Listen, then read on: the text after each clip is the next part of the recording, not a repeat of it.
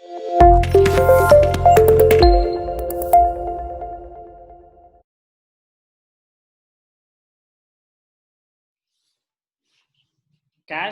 From investing activities का most important question, very very important question number 30. Calculate flow from investing activities from the following information: investments in land, non-current asset, shares in Damodar, आपने किसी और company के shares खरीदे हुए हैं, आपकी investments, current year 20, previous year 90, 12% long term investments, आपने investments कर रखे हैं which carry interest of 12%, plant and machinery भी नॉन करंट एसेट, पेटेंट्स भी, गुडविल भी.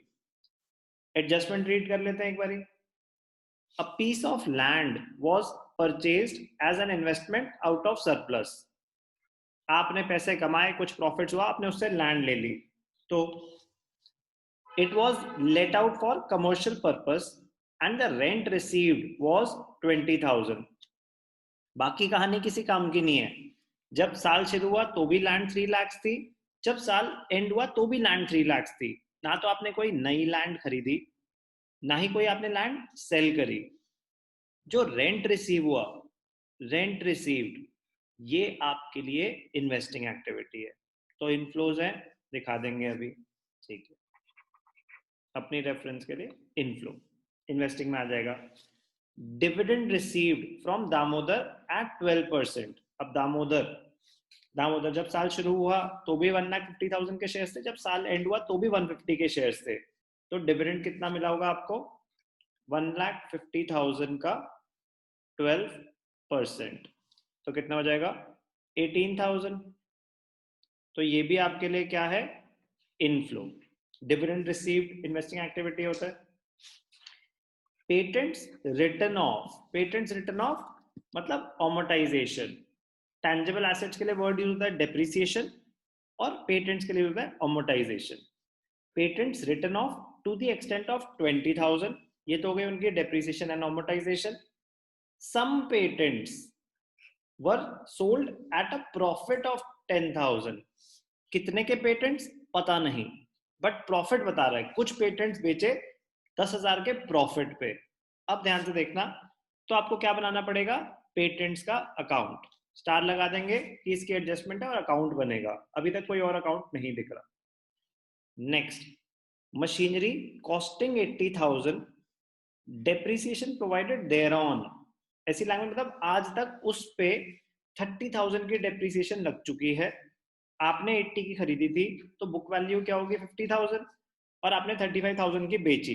Book value, sale value, loss calculate हो जाएगा. Depreciation charge during the year, तो ये है current year depreciation. Current year depreciation, आपके पास काफी सारी मशीनरी है, उसमें से जो बेच रहे हो उस पे आज तक की डेप्रिसिएशन जो दी गई है वो आपको कैलकुलेशन ऑफ प्रॉफिट और लॉस के लिए दी गई है. करंट ईयर डेप्रिसिएशन 70,000 है, तो आप क्या बनाएंगे? मशीनरी अकाउंट बनाएंगे. Plant and machinery second account हो जाएगा. During the year 12% investments were purchased for rupees 1 lakh and some investments were sold at a profit of 10,000. Interest on investment was duly received. आपने कुछ इन्वेस्टमेंट्स खरीदी, कुछ investments बेची. अगर date of investments given नहीं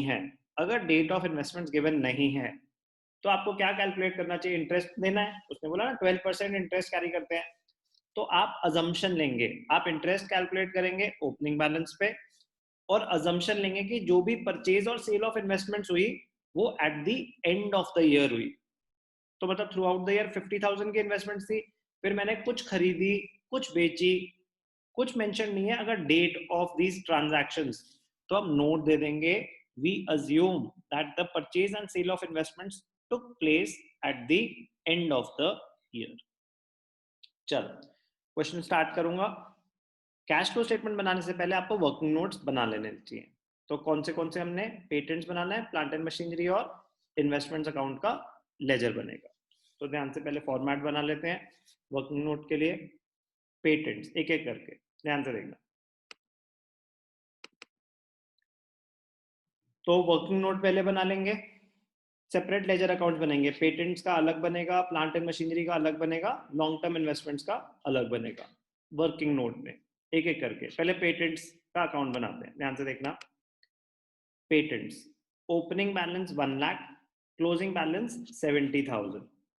asset है, assets have a debit balance, तो debit side to balance BD, opening balance 1 lakh, closing balance by balance carried down 70,000। Opening balance आ गया, क्लोजिंग बैलेंस आ गया, ध्यान से देखना। Opening balance 1 lakh, closing balance 70,000। अब ट्रांजैक्शन क्या दे रखे हैं, ध्यान से देखना।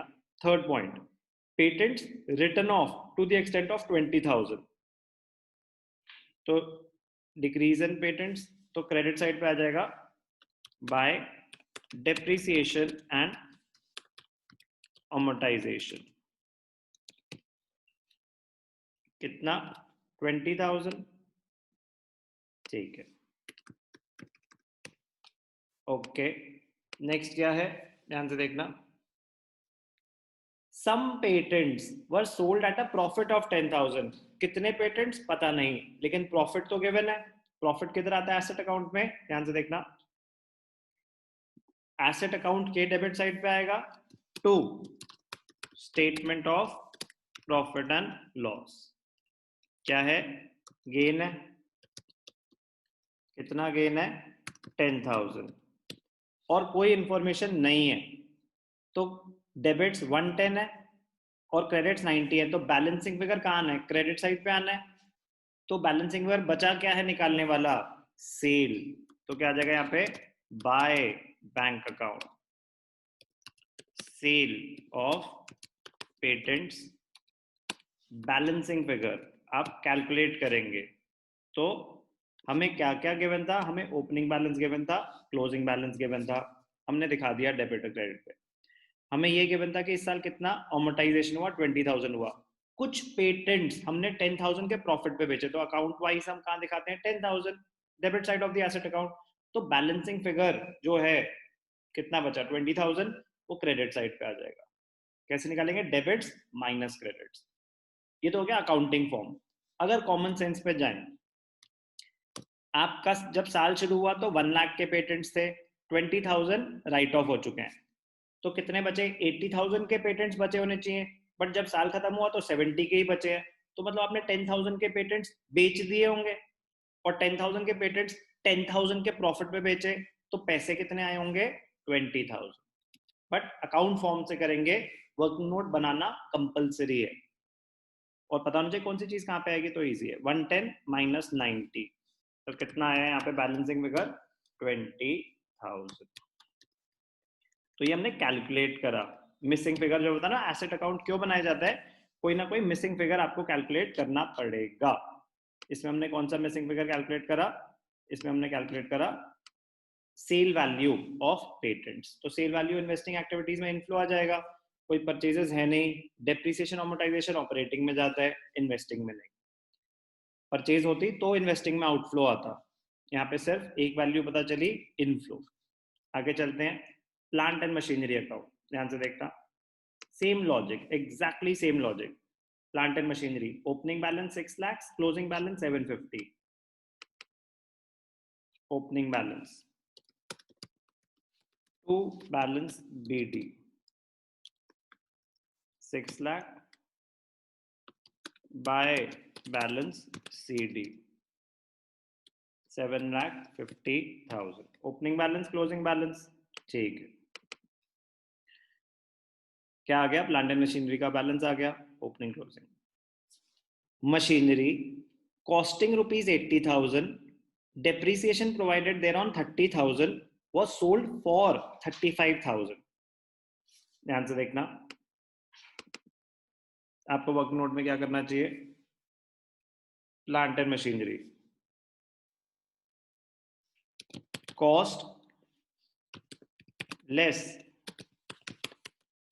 Depreciation till date. आज तक कितनी डेप्रिसिएशन लगी? तो उससे क्या आ जाएगा हमारा बुक वैल्यू। ध्यान से देखना, कितने का एसेट था जो बेचा, कॉस्टिंग आपने 80,000 का खरीदा था, ओके, तो कॉस्ट कितनी आ गई 80,000।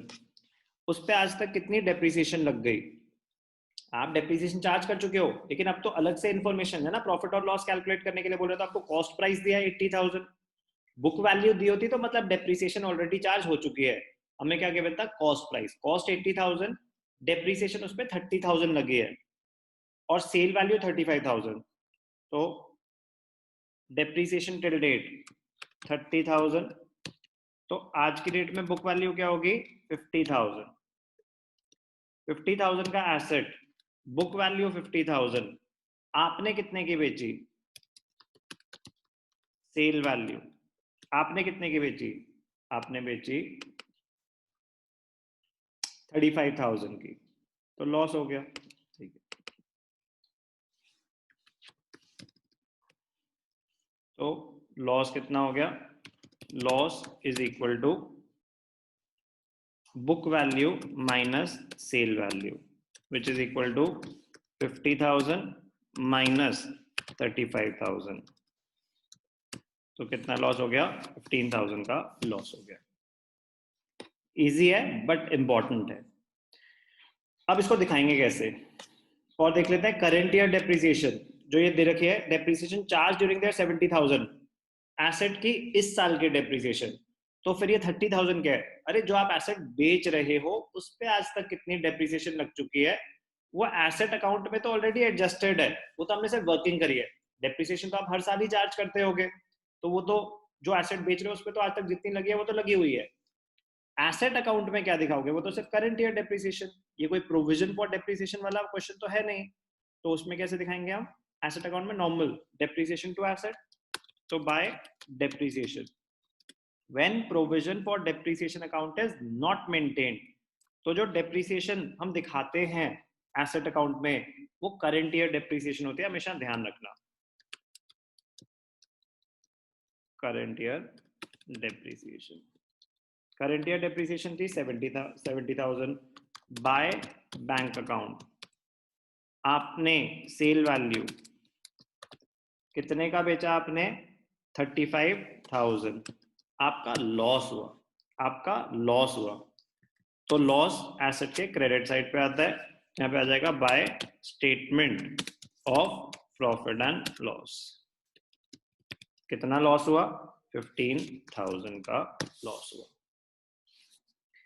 तो आपने डेप्रिसिएशन दिखा दी, सेल वैल्यू दिखा दी, लॉस दिखा दिया, अब आपके क्रेडिट्स ज्यादा आ रहे हैं, बैलेंसिंग फिगर किधर आएगा डेबिट साइड पे, तो डेबिट साइड पे क्या बैलेंसिंग फिगर हो सकता है, सिर्फ और सिर्फ asset purchased during the year, तो यहाँ पे क्या आ जाएगा to bank account, purchase of plant and machinery, balancing figure लिखना चाहिए जरूर क्योंकि आपने कैलकुलेट करा है, तो क्रेडिट्स 870 माइनस 6 लाख, तो कितना आया 2,70,000, क्या है ये, asset purchase during the year, ये आपने कैलकुलेट करा, बाकी सारी इंफॉर्मेशन डायरेक्टली या इनडायरेक्टली गिवन थी, लॉस इनडायरेक्टली गिवन था, परचेजेस तो गिवन ही नहीं थी, डायरेक्टली या इनडायरेक्टली वो आपको अकाउंट बना के ही कैलकुलेट करी जा सकती है, बट लॉस यूज होगा, उसके बिना आप कर ही नहीं सकते एसेट अकाउंट को क्लोज। इन्वेस्टिंग एक्टिविटीज में लॉस कहीं नहीं आता, इन्वेस्टिंग एक्टिविटीज में सेल वैल्यू जाएंगे, इनफ्लोज आ जाएंगे और परचेजेस जाएंगी, आउटफ्लोज आ जाएंगे, ये दोनों आइटम्स इन्वेस्टिंग एक्टिविटीज में दिखाए जाएंगे। क्या बनाया हमने ये प्लांट एंड मशीनरी अकाउंट, तो इन्वेस्टिंग एक्टिविटीज में मोस्ट इंपॉर्टेंट एडजस्टमेंट ही क्या होने वाली है, preparation of asset account. Continue करेंगे, नेक्स्ट क्या है 12% इन्वेस्टमेंट्स अकाउंट, तो ओपनिंग बैलेंस क्या था 50,000, क्लोजिंग बैलेंस 80,000, ध्यान से देखना, investments to balance BD, opening balance verify करेंगे 50-80, opening balance 50, closing balance by balance carried down 80। Opening balance closing balance आ गया।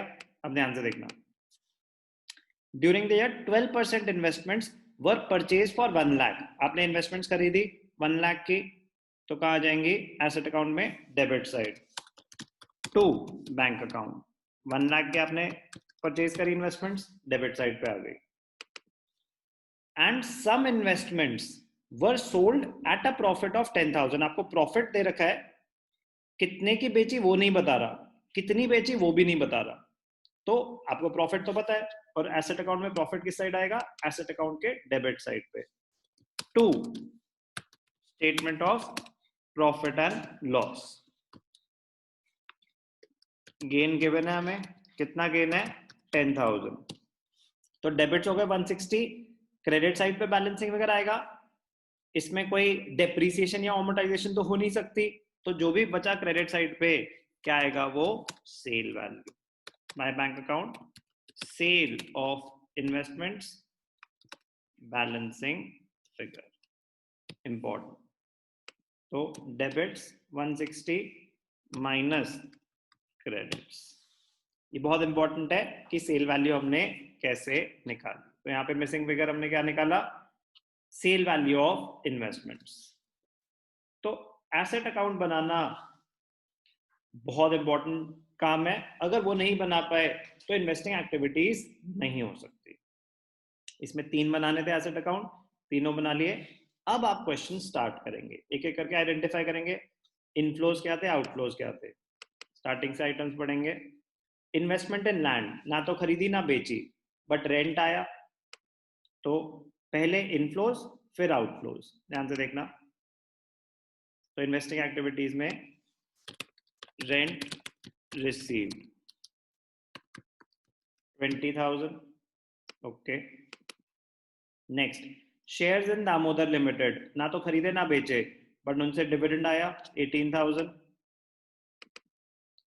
Again inflow, dividend received on shares 18,000, ठीक है। Next, 12% long term investments. अब इसका तो हमने अकाउंट बना रखा है, तो हमें कुछ पढ़ने की जरूरत नहीं है, अकाउंट पे चले जाएंगे। 12% लॉन्ग टर्म इन्वेस्टमेंट्स। इनफ्लोज क्या है? Sale of investment. आउटफ्लोज क्या है? Purchase of investment. तो sale of 12% long term investments, कितने पैसे आए थे? 80,000। आउटफ्लो क्या है? Purchases of 12% long term investments. 1 lakh की परचेजेस थी। एक सेकेंड,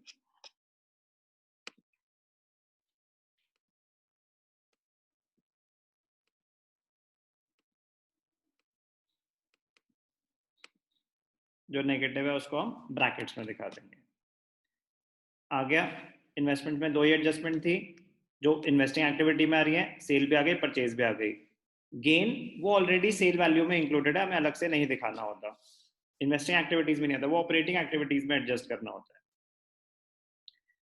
अब ध्यान से देखना, बहुत इंपॉर्टेंट एडजस्टमेंट। अब ये 12% का मतलब क्या होता है? 12% मतलब इंटरेस्ट कैरी करती हैं इन्वेस्टमेंट्स, बहुत इंपॉर्टेंट पॉइंट है ये, तो नोट देंगे हम। नो, ये देना कंपलसरी है। Interest on investments will be calculated, interest on investments, ध्यान से देखना, will be calculated on the opening balance of 12% long term investments। एक second, 12% long term investments, opening balance. On the assumption that purchase and sale of investments took place at the end of the year. On the assumption that this purchase and sale of investments took place at the end of the year. Interest on investments will be calculated on the opening balance. अब आपको investments के दो balances given थे. जब साल शुरू हुआ तो 50, जब साल end हुआ तो 80. तो interest हमें किस पे मिला होगा? क्योंकि हमने तो investments खरीदी भी हैं और बेची भी हैं और end में मेरे पास 80,000 की हैं. अब अगर मैंने purchases starting में करी होंगी तो मुझे interest ज़्यादा मिलेगा और अगर मैंने sell कर दी होंगी तो मुझे interest कम मिलेगा. कह रहे आप बिना डेट के तो ये अज्यूम करना पॉसिबल नहीं है कि आपने स्टार्टिंग में करी या एंड में करी. हम ओपनिंग बैलेंस पे इन्वेस्टमेंट इंटरेस्ट कैलकुलेट करेंगे on the assumption that purchase and sale of investments took place at the end of the year. ये नोट देना पड़ेगा. तो 50,000 पे इंटरेस्ट कैलकुलेट करेंगे. इंटरेस्ट इनकम है, इनफ्लो है, interest received on 12% long term investments. तो 50,000 का 12%, 12 5 60, 6,000 रुपए आएंगे. ओके, बहुत इंपॉर्टेंट असम्पशन है, नोट देना पड़ेगा, कंपलसरी होता है. सेम अब क्या होता है इसका नेट इम्पैक्ट जीरो होता है. व्हाई? क्योंकि जो आप इंटरेस्ट यहाँ पे इनफ्लो दिखा रहे हो, ऐड कर रहे हो, यही सेम आपने ऑपरेटिंग एक्टिविटीज में नॉन ऑपरेटिंग इनकम करके माइनस करा होगा. तो वही वहां माइनस हो रहा है, यहाँ प्लस हो रहा है. जितना भी होगा उतना ही वहां माइनस होगा, उतना ही यहाँ प्लस होगा. तो नेट इम्पैक्ट इस एडजस्टमेंट्स का कैश फ्लो स्टेटमेंट पे नील होता है. इंडिविजुअली तो बैलेंस चेंज हो जाएगा ऑपरेटिंग इन्वेस्टिंग का, बट नेट इम्पैक्ट नील होता है. इसीलिए हम ओपनिंग बैलेंस पे निकालते हैं अजम्पशन लेके. आप क्लोजिंग पे भी निकाल सकते हैं. उस केस में आप अजम्पशन क्या देंगे? The purchase and sale of investments took place in the beginning of the year.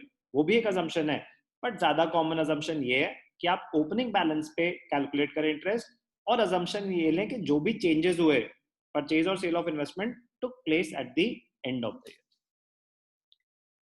Interest आ गया. Next, plant and machinery. Plant and machinery का अकाउंट देखते हैं. इनफ्लोज आउटफ्लोज क्या क्या हुए थे. सेल इनफ्लो 35,000 और कुछ नहीं, आउटफ्लो 270,000. तो sale of plant and machinery कितना? 35,000. और आउटफ्लो क्या है? Purchase of plant and machinery. कितना है purchase of plant and machinery? 270,000. 2,70,000 negative है, आउटफ्लो दिखा देंगे. प्रॉफिट और लॉस यहाँ नहीं आता. डेप्रिसिएशन इन्वेस्टिंग एक्टिविटीज में नहीं आता. प्रॉफिट और लॉस सेल वैल्यू में ऑलरेडी एडजस्टेड होता है. Sale of plant and machinery आ गया, प्रॉफिट भी आ गया, परचेज भी आ गया. ठीक है. Next, patents. पेटेंट्स का अकाउंट देखते हैं, ध्यान से देखना. पेटेंट्स इनफ्लो 20,000 और कोई परचेजेस नहीं है, तो एक ही चीज आएगी, सेल ऑफ पेटेंट्स. इनफ्लो कितना है? 20,000.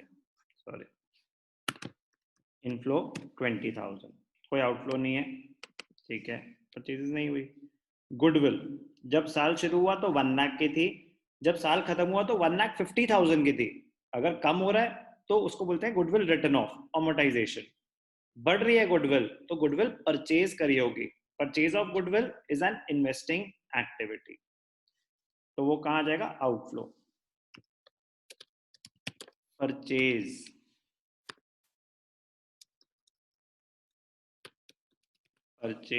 ऑफ गुडविल कितना? 50,000 नेगेटिव. एक लाइन छोड़ देनी चाहिए इनफ्लोज और आउटफ्लोज के बीच में. टोटलिंग नहीं करते, टोटलिंग नेट एक साथ ही होगी. तो नेट करा तो 241 नेगेटिव आया, जब नेगेटिव आता है तो उसको बोलेंगे cash used in investing activities. ये इन्वेस्टिंग एक्टिविटीज का मोस्ट इंपॉर्टेंट क्वेश्चन था, मोस्ट इंपॉर्टेंट। तो अगर मेरे को एक ही क्वेश्चन पूछना है ना इन्वेस्टिंग एक्टिविटीज में से, तो ये होगा वो क्वेश्चन, क्वेश्चन नंबर 30 टीएस ग्रेबर। इसमें हम काफी सारी एडजस्टमेंट सीखे, अकाउंट बनाना सीखे, काफी सारे टेंजिबल एसेट्स हो या इनटेंजिबल एसेट्स हो या इन्वेस्टमेंट्स हो, सब कुछ कवर हो गया एक क्वेश्चन के through. Most important question of investing activities, question number 30। ध्यान से देखेंगे।